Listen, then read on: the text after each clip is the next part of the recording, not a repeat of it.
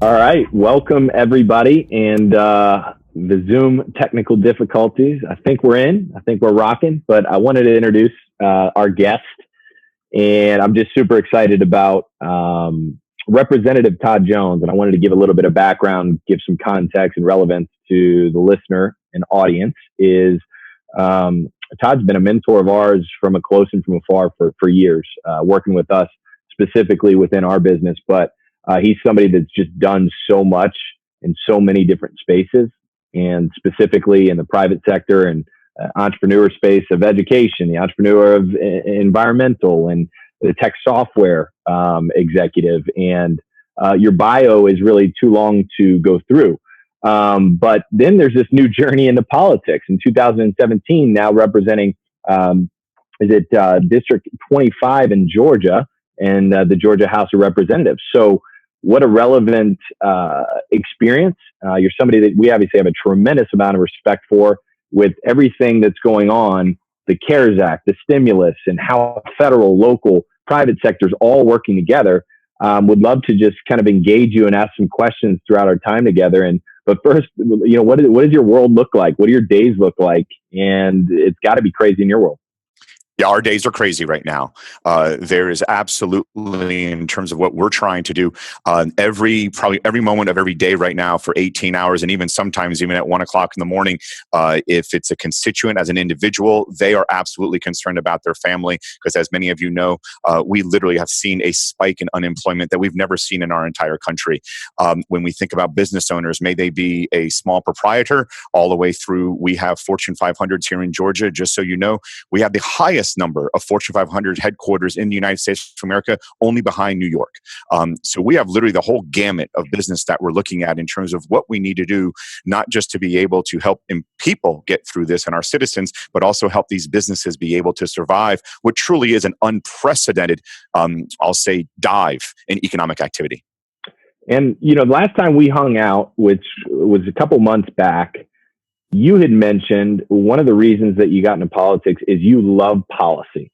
You love the way things are structured, whether it be the bills, right? Can you go into that a little bit? Because obviously there's been so much Congress meeting and coming to decision on the CARES Act, and it happened so fast. I mean, for somebody who loves policy so much, you got to kind of dig that part of it, I'm sure. Yeah, the biggest thing I did right now is a little bit more bipartisan movement between the two parties. Because at the end of the day, one of the things I've learned in my 3.5 years in politics is it's shocking. In the real world, you never actually judge someone by, quote, their politics. In other words, if they have a great idea, a great business idea, a great way to serve your customers better, a great way to be able to help your employees, well, you just take that idea and you run with it. You don't say, well, a Democrat suggested that, so I'm not going to do it, or a Democrat suggested it, I am going to do it. And it's one of these things that's almost surreal within politics in the United States, and possibly within, I'll say around the world. But if there's one thing that will gel people together, is a common enemy. You've heard the cliche before, the enemy of my enemy is my friend. In this case, what we want to be able to do is really be able to take advantage of that. And I mean advantage in a good way. And sure, there's still some politics that get played. And I'm sure many of you have read that in terms of what each party wanted to do inside of the CARES Act, for instance. But ultimately, we were able to get together at the national level, at the state level, and even at the local level. And we're seeing a lot of that partisanship kind of flow aside, because at the end of the day, we have one common denominator. We serve 325 million people nationwide. Inside of Georgia, we serve 10.3 million people. And I can't tell you, a GDP circa in the 800 billion range, just to give you an idea of that. If we were a country, we would be in the top 20 in GDP. So a lot of people don't understand, when you think about a state, maybe California, which would be around 6th or 7th if it was a country in GDP, or Texas, which would be, I think, around number 11 or 12, and then Georgia being the 8th largest economy in the United States, around 18 or 19. Florida, of course, would be a little bit higher. But when people need to be thinking about is, when they think about their governor, in many ways, they need to be thinking about a head of state. The same way they would think of the Netherlands, the same way they would think of Sweden, the same way they would think of, many of the Western European countries, other than maybe Germany, which of course has a larger GDP than many of the states. So those are the things that I think start to congeal what we're trying to accomplish. Yeah, and let me ask you one more follow-up question, then I want to open it up to Brett and Rod, because I know they want to ask some specific questions. But you had mentioned about Georgia. I didn't know that as far as the amount of Fortune 500 companies and what you'd mentioned about specifically the Georgia landscape. So obviously the CARES Act is a lot of it's geared towards 500 employees or less and small business. But clearly, if you have a lot of those larger Fortune 500 businesses, how do you feel like that balances in the CARES Act? And are people and the larger companies up in arms? Are they getting support in different ways? How does that balance between the big business, small business, and everywhere in between? How do you feel like that the CARES Act really caters to some of the larger businesses? So I actually think the larger businesses, we haven't seen as much in the mainstream media as we've seen on, I'll say, the smaller businesses, and primarily around the PPP, which is the Paycheck Protection Program. Around the larger businesses, the CARES Act does account for just about $500 billion. Of that half a trillion, about 70 billion has been secured primarily company weakens the national security. So that's transportation, the airlines, etc. There's about another 435 billion there for the larger companies, and that's going to route through the Federal Reserve the same way that we did it back in the 08 to 010 recession. But unlike the SBA small loan under 500, which is again another circa 500 billion. The larger companies, there's a lot of hooks to that money, much, much different than what we're doing with the small businesses. I'm happy to go into any detail that you'd like there. Yes, certainly. Brett and Rod, I wanted to open it up to you guys. Yeah, that's great. Rod, if it's okay, I've got a question. Todd, thank you for being on. This is amazing. This is we're super flattered, and this is super exciting for our viewers, because most of the people that are listening to this podcast are that small business owner, sole proprietor. And some of the questions that they've had, we've reached out and gotten some of those questions. But what I have a question with is, a lot of us take for granted or we don't realize the importance of local government. We turn on the TV and we get a broadcast of what's happening at the federal level. And we all like to sit in our couch and pretend that we're the quarterback and pretend like we understand what's going on a federal level. And we're somewhat educated, but on the local level, we don't have that same level of, I guess, communication. And I don't understand even what goes into supporting that on the federal level. I would love to pick your brain on what you and your constituents are doing on a local level to be able to support, obviously, the bill that's on the sure. On the I think one of the level. things you bring up is so important. If there's one message I could give to the listeners right now, stop.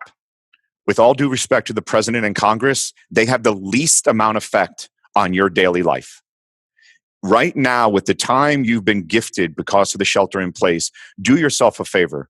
Learn who your city council is. Learn who your county commission is. Learn who your state representative is and your state senator. And I'm sure many of you know who your governor is. But ultimately, if you were to look at a paradigm and do who knows who the president is, well, 99.9% of the country would say yes. Unfortunately, that same 99.9%, if we asked them who their city councilman was or their county commissioner was, at best 5 or 10% could say yes.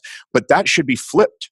Because at the end of the day, that local government and that state government has more to do with your day-to-day life than the federal government will ever touch you. Now, granted, today we're in extraordinary times, and the CARES Act came out of the federal government, but make no bones about it. That $2 trillion is your money. That came out of you. That came out of the 50 states and all the citizens of the 50 states. So all it happened in many ways is the money sheltered into, and now it's coming back down into the 50 states. So I think first and foremost, if you don't mind, I wanted to really stress that. But in terms of what you can do locally, it is incumbent upon everybody to be able to have what could best be described as a nexus between local and state government and our constituents. And where that great nexus occurs is a vast majority of your local and state government officials are business people. Whereas, with all due respect to the federal government, you got a ton of, I'll just say, career politicians. They started sometime in their mid to late 20s. They started as mayor. They eventually make it up through Congress. And they effectively, when you look at their W-2, it says politician or congressman. Whereas if you look at your local and state, you're almost going to see a completely different bio. You're going to see someone who has come up through maybe as a lawyer, as an accountant, a sole practitioner, whatever it may be, a teacher. You'll see so many, I'll say, professions in local government that you just don't see in federal government. So there's a lot of times where you're going to have the opportunity to be able to affect that person, and that person that local elected official probably understands more the cash flow needs of small businesses, the stress of making payroll, so much more than the bureaucrat sitting up in DC. So take the time, because the benefit that I have that my congressman does not have is my district is not nearly as large as a congressman's district, and clearly not as big as a U.S. senator's, because here in Georgia, U.S. senator serves 10.3 million people. So I have the ability to get intimate with my citizens. And I'd like to think that if you're listening to this, my hunch is your local government, trust me, they want to speak with you. They want to hear from you. And please, the only thing I would say is, in this time, just give them a little bit of grace. Give them maybe an extra 12 to 18 hours to answer your email, to answer your text, to answer your social media call out, not because they're trying to ignore you, but I can assure you they're getting hundreds, if not thousands of pings. Wow. Thank you for that. And I know you've spoken with, I think Taylor and I last time together, that, and it resonated a lot. I know I'm guilty of that too, just to take that interest in that local feel. And you're part of that community, right? You're a part of the community in which you serve, which, I agree, that makes it less detachable, if you will. So can we, if it's okay, Rod, I know you probably have a question, and I'll bounce off to you. I had one more, so if it's okay to come back to me, and it had to do with small business, but why don't I drop it over to you? I know you have a question. Sure. Todd, first of all, man, thank you. As Brett and Taylor both said, it's a pleasure to see you again and have you as a guest on our podcast. A good buddy of mine who saw that we were going to have a special guest, we were asking for questions for business owners, happens to be a physician up in a little bit north of where we are in Orlando here. I want to read this to you. As a physician who is the head of our practice that has 4 doctors and about 30 employees, I have several concerns. First, I'm concerned that 60% of our economy comes from small businesses. There's only about 17% of the package that was directed toward that group, according to David Dobbs of Stanford on a CNBC interview. His situation is a little bit more unique. So his small practice is part of a larger practice. He says that he's a small business, part of a larger corporation, in order to collectively deal with insurance companies, get better rates, and operate under one single payer or single tax ID number. So his question is, he doesn't qualify as a small business, even though that's what he truly is. And as a result, he's getting no he's getting no help, as he's considered a large business. But he understands, according to his research, that there are plans in the works. His first question, he's got a couple here. I'm just going to give you this first one, is when is that time frame? Have you had any kind of discussion about, you mentioned the Fortune 500 companies, the bigger companies, and do you have any insight as to what that may look like for them? Okay, so it's a great question, and we see that all the time, especially in medicine, because without economies of scales in medicine, with all due respect, you are in trouble. You are definitely going to have a margin issue, a cash flow issue. You're not going to most likely be able to sustain any growth that will allow you to really go and think about your business from a 5 and a 10-year perspective, which is something that all businessmen want to do. And let's face it, a medical practice is a business. So at the end of the day, please keep in mind, phase 1 of the CARES Act, which is what we're in right now, it was a $6 trillion appropriation. So that's where Stanford's getting the 17%. But for all intents and purposes, what was moved out was about $2 trillion. So if you think about it, on the small business side, about $500 billion of that $2 trillion, and on the larger business side, about $500 billion of that $2 trillion. So I would say it's actually around 25% of the initial phase 1 versus the 17%. Granted, it's not much, but when we're talking about billions of dollars, it actually starts to add up. So that's number 1. Number 2, you are correct. With one EIN, they are considered to be one larger, I'll say, consortium versus smaller. Because for instance, large brands like hotel brands, they are actually being able to apply in the small business section because they do have separate EINs versus having to go into the large business pie of that $500 billion. So I would say at the end of the day, the first thing they want to be able to do is the Federal Reserve is going to be doing the loans for the, quote, larger businesses. And this is where this gentleman's going to have to flow into. He's going to have to work with his, I'll say, either parent company, umbrella company, I'm not sure how they're structured, but they need to be able to get up to that managing director and have that conversation around how can the application be put in, what is the timing of that application, and then being able to understand how the money will flow down. In the meantime, I would highly recommend them getting with their banker so that the banker can basically understand what lines of credits could possibly be available as interim or bridge financing in anticipation of the move of the money out of the Federal Reserve. Now, we have seen just yesterday, and the stock market reacted to it, we gave the Federal Reserve about $4 trillion of liquidity to move, and they went ahead and they announced that they were going to move about another $250 million into the market, and immediately the stock market reacted positively to that. I can expect that phase 2, which is being worked on right now, which will have a lot more money in it for larger companies, I would suspect timing on that. It came onto the Senate floor yesterday. There wasn't able to get a consensus. I'm going to say, just to be fair, my hunch is it's going to be probably towards the end of April that we'll see phase 2 come out, and that will be an additional, I'll say, jet fuel for larger businesses and medium and larger businesses above 500 employees. Very good. Thank you, Todd. Go ahead, Brett. That's awesome. Man, you're a wealth of information, Todd. I love this. This is great. I had a more general question, maybe more of your opinion, if you will. Obviously, we live in a pretty bipartisan environment up until this point, and probably still to this point. And you kind of underscored that to start. You know, I was really surprised by how quickly this got passed. For a while there, I thought this is going to jab back and forth for a while, and we're going to use some leverage here, and people are going to, you know, this is going to be kind of this negotiation that's going to maybe upset the American people, you know. And I was very surprised to see this get resolved so quickly. What do you think was the reason for that, number one? And was there information that you think Congress had that made them move quicker than maybe what somebody like me would have thought would have happened?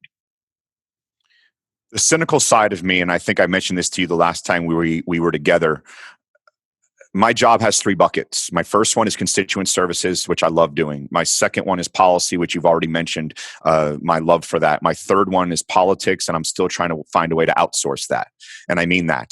It's the part that I can't stand, but I understand that it is part of it. But at the end of the day, the cynical side of me, Brett, wants to say it was politics. It was an election year.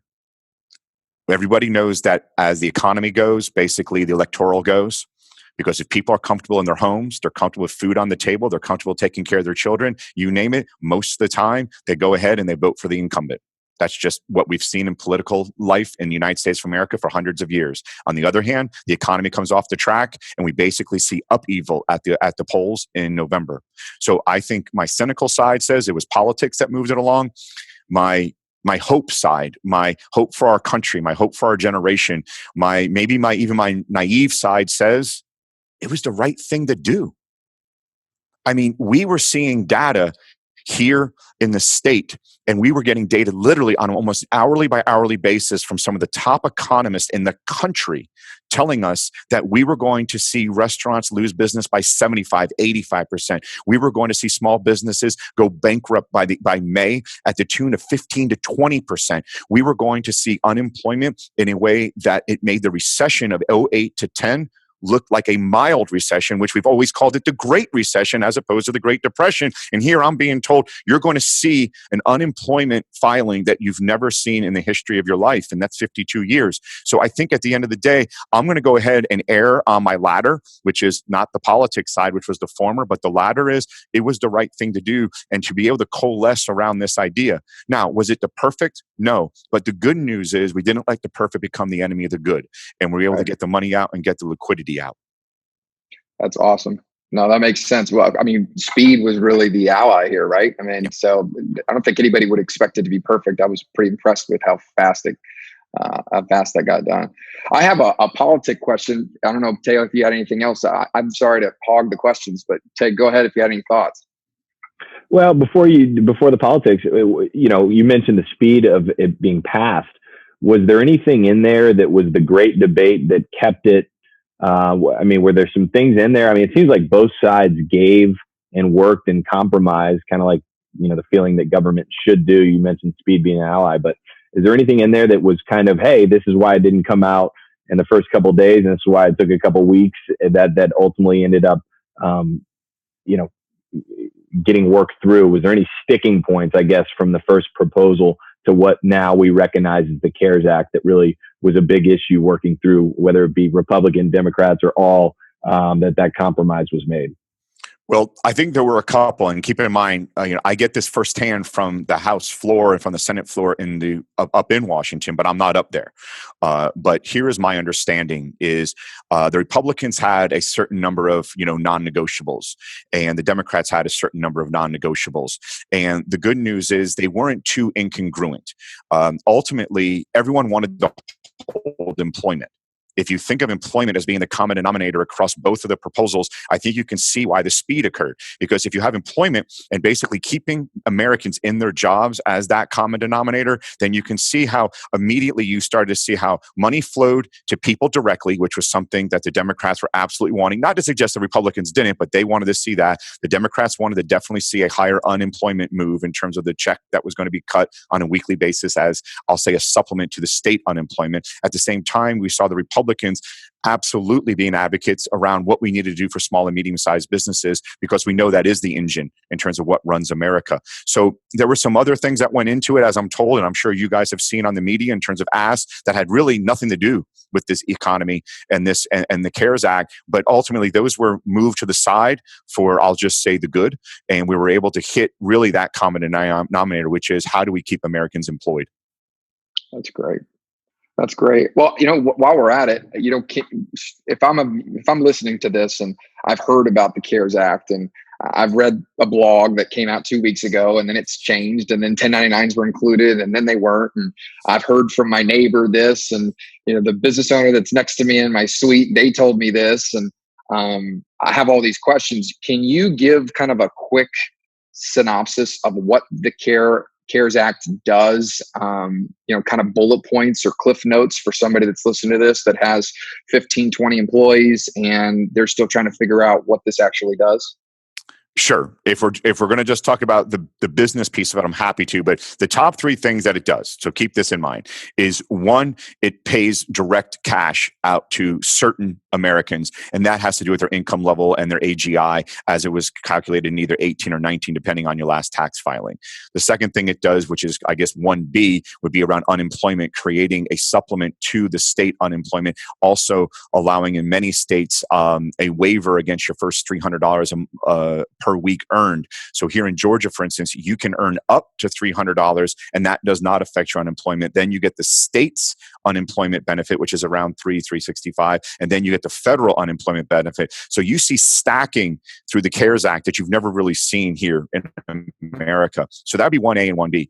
The second part of the CARES Act is definitely the small business, and we've spoken about that. The program around small business that gets the most press is definitely the PPP, or the Paycheck Protection Program, and that's the one that basically funnels money directly into small businesses.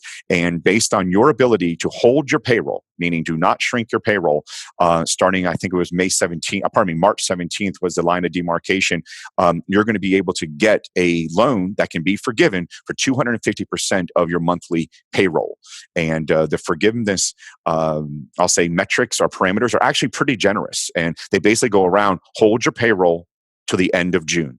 If you can demonstrate that to your SBA lender, we're going to forgive the entire amount that was paid for payroll, rent, and other associated expenses. And then finally, the third piece of the CARES Act, and we've spoken about it already today, so I won't go into too much detail, is that larger company, the 501 employees and up.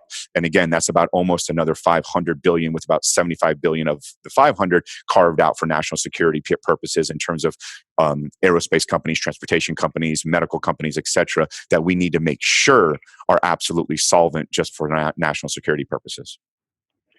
That's fantastic. That's fantastic. So if I may, I want to jump in on that. You mentioned part one of the CARES Act being the payment directly to certain Americans, Todd.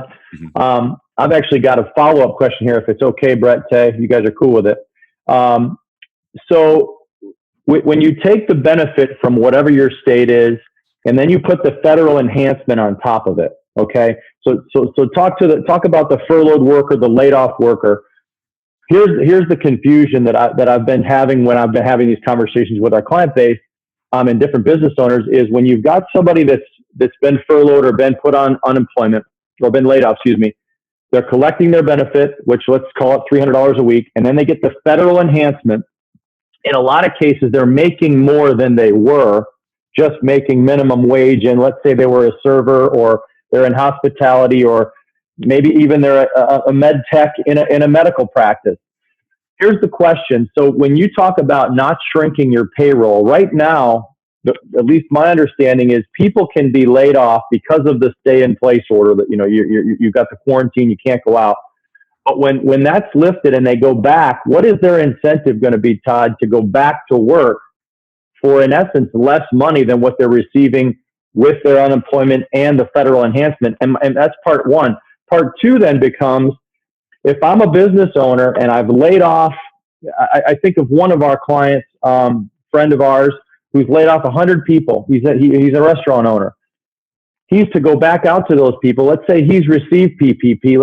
He's received his 250% of his payroll, of his monthly payroll. Then he's not talking about a forgivable loan if he can't get that same amount of workforce back, because they're not incentivized to come back, because in theory they're making more money to be on unemployment. You get my point, right? So part one is the incentive for the worker to come back to work. Part two is those forgivable loans for the business owner when they can't recover their workforce, and potentially now you're seeing payroll reports that are less than what they were pre-March 17th, as you put it. So two-part question. To me, Rod, you have the $64,000 question. That's the conundrum. And when Brett asked me in terms of what was the politics, or maybe it was Taylor that asked me what were the politics that went into the CARES Act, you just saw where, in a sense, both sides had to compromise. You're absolutely right. Especially when you stack on the federal supplement, you have people who are making more money technically unemployed than back when they were, quote, working. I'll even exacerbate the issue for you, not to frustrate you, but to give you a greater example. There are some states that if you're on unemployment, you automatically are able to get SNAP, which are food stamps. You're automatically eligible for certain Medicaid benefits. I mean, all of a sudden, it's not just the idea of this stacking provision, but also when you look at any state budget, typically the second biggest expense behind K-12 is what I call the social tapestry. So that's anything from your Medicaid expenses, your food stamps expenses, etc. We want to be a society. We are charitable as a people. There's no doubt about that. And we want to be that safety net when you need to be that safety net. However, you have brought up to me what will be, in my mind, it will be the Harvard Business Review sometime in 2022. So looking back at this, who's going to write the business case in terms of what were the levers that caused employees to, quote, want to return to the workforce? Now, I will tell you, right now, the CARES Act only does that stacking for 4 months, 120 days. So it's not as if that goes on in perpetuity. So I would suggest to you that on the 121st day, suddenly a lot of motivation is going to occur. But that's not for that person who laid off 100 people, who's trying to get people back because they know there's a forgiveness provision in there. The only good news or solace I can give them is the fact that the CARES Act allows a pro rata in terms of its forgiveness. So if he or she, I'm not sure if it's a he or a she, is able to bring back 50 of the 100 and then picks up the PPP through June 30th, he or she will be able to get forgiveness on that 50%. That stated, I would just really encourage that business owner, don't take the full loan amount when you know you can't get back but 50% of your employees. In other words, only take what you know you can get forgiven, at ledo if I'm their advisor. I mean, obviously, they're their own person and they'll do what they need to do.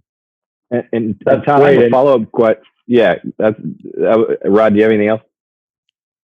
No, that's one thing that I've not heard that I know will be helpful to everybody that's got that question. Because you think to yourself, I'm getting this 250% loan, and boy, if I just adhere to the rules, it's a forgivable loan. Now it's a grant, but now I've got to be concerned about not getting my workforce back. What do I do? You just answered that question in a big way. It's pro rata, and that really that's very, very valuable for the listener. Thank you. Thanks, Rod. Yeah, and what I'd just piggyback on that question is the forgivable part. In part two of your bullet points is, do people think that forgiveness or whatever will come on the following year's tax return, or how will all that work? Is that going to depend on the lender? just a little insight, if you have some, on how that forgiveness is actually going to occur when you show as a business owner that you did not, that you basically kept payroll where you needed to.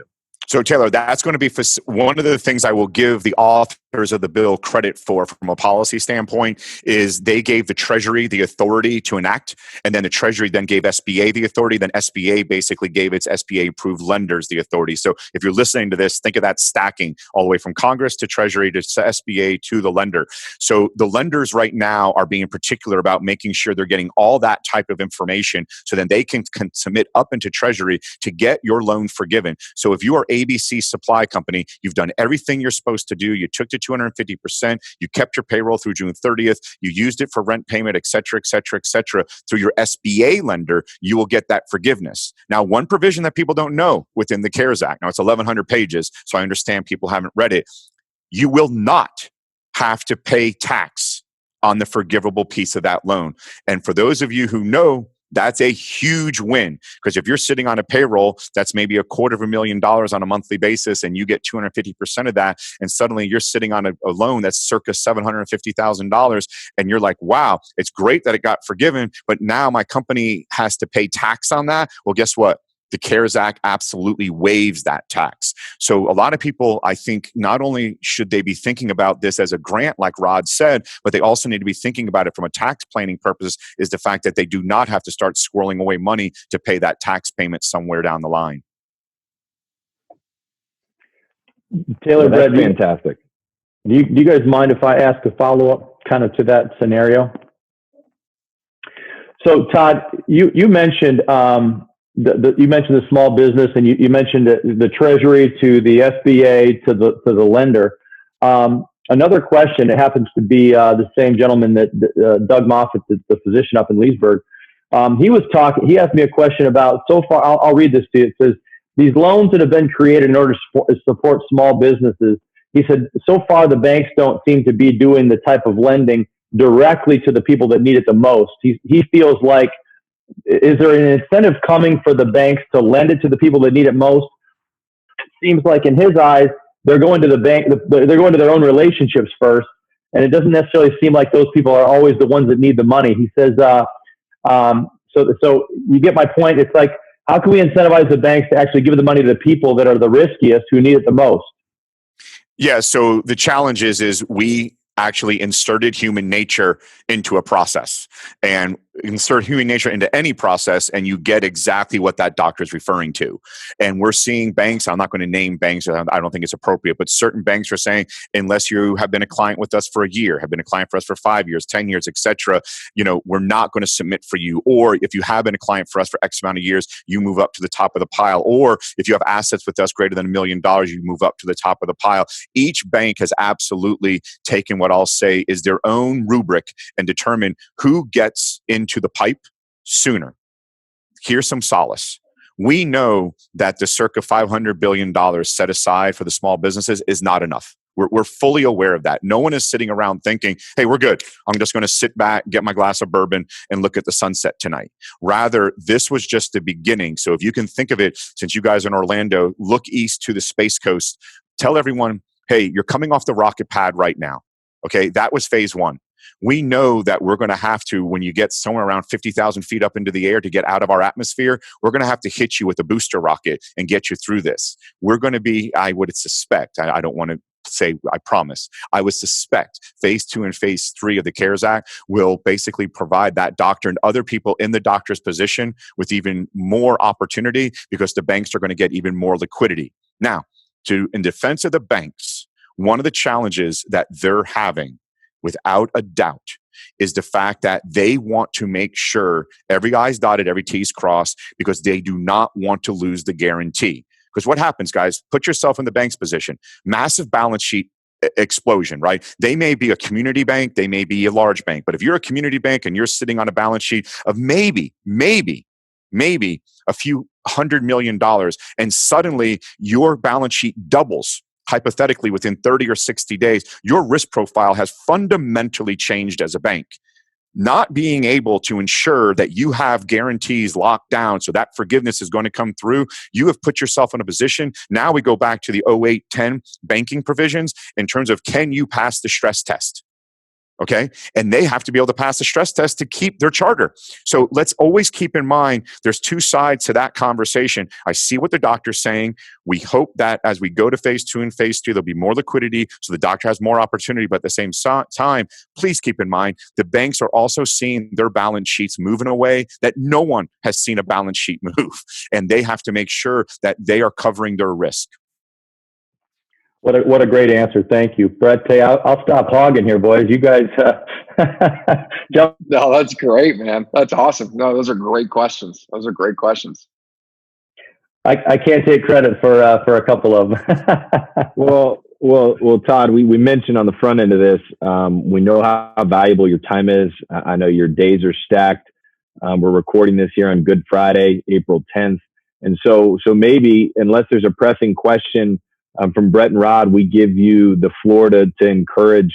What are you encouraged by? I mean, you mentioned the cynic in you. You mentioned the naive part, but maybe arrow naive. What are you hopeful about? What are you encouraged by the CARES Act and what's going on in the world in the United States? What you're seeing locally, what you're seeing federally, whether it be directly or indirectly. I'd love to just hear from your vantage point, kind of what your thoughts are. Well, thanks. I appreciate that opportunity. At the end of the day, what I'm hopeful for and what has given me hope coming out of this, it really is the American people. And it is a cliche, but at the end of the day, we are, as a society, we are a giving society. We rally when we need to rally. When you look over the last 10 years, when you look at the World Giving Index, I don't know if you even know this or not, but the United States has ranked first in the last 10 years, each year in the entire world in giving. And that's the giving of time, and that's the giving of money. And I think it was 2018, our country gave nearly $500 billion in charitable donations. To give you an idea of how big that is, individuals only gave the United States Treasury $1.4 trillion. So 1/3 of what we gave to the United States Treasury, we also gave in charitable giving.